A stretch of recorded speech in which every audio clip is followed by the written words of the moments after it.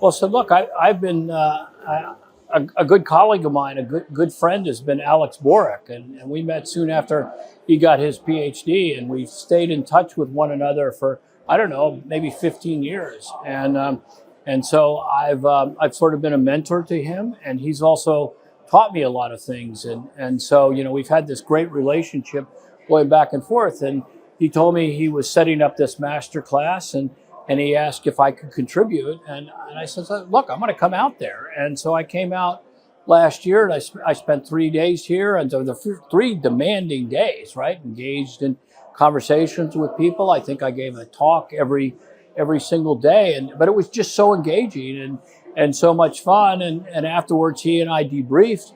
We both thought it went extremely well. And agreed I'd try to contribute as I can, as he needs me, and as I'm available, and so hence I'm back here again.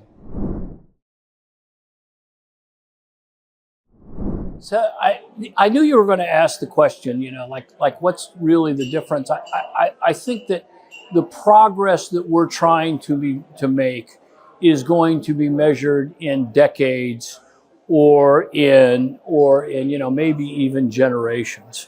All right. So the difference I see is subtle, and maybe my measurement device isn't good enough, but some key ideas now seem to have taken root.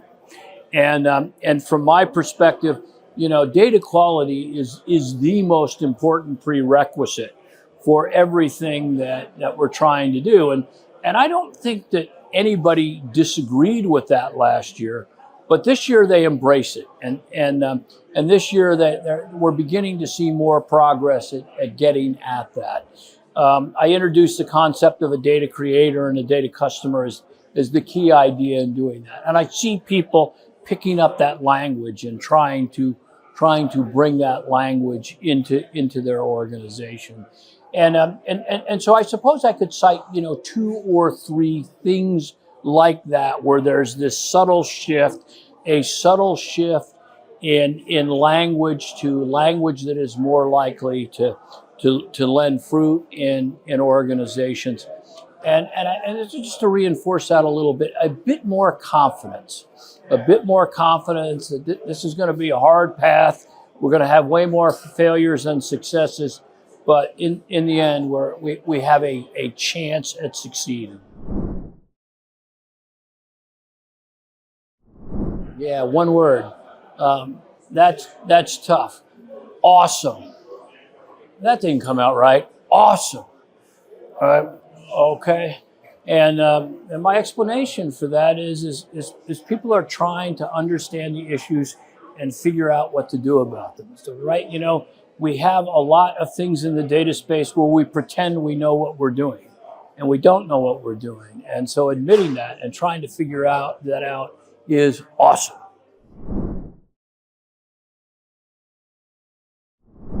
What is the best investment I've made you mean myself personally as a data leader? I've learned to communicate. I was not a natural communicator. I have a technical background and did not think highly of English and literature and those kind of things as a high school student and as a college student.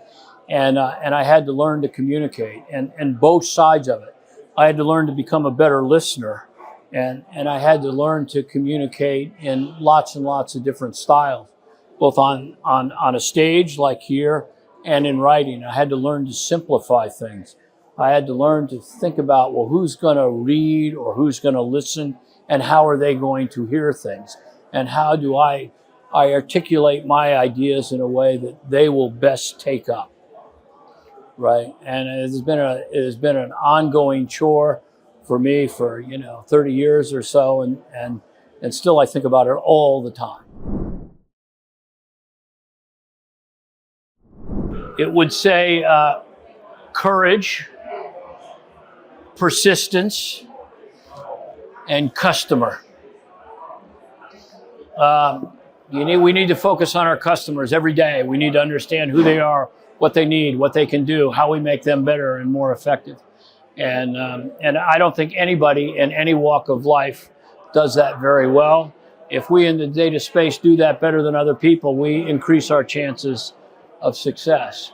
And the second thing is courage. Even the smallest change requires an enormous amount of courage.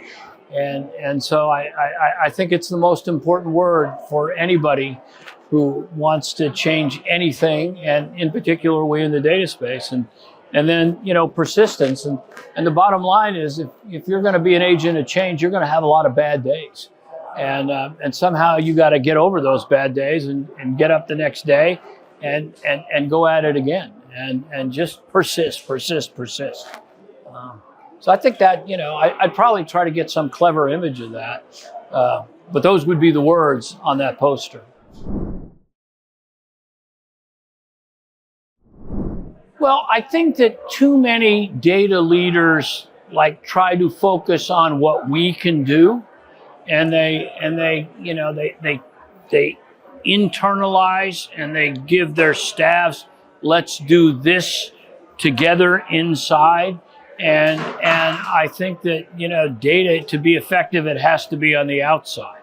And anything of the form, let's look internal, let's try to show what we can do, is not likely to work, right? In the data space, you have to gain your satisfaction through the successes of others.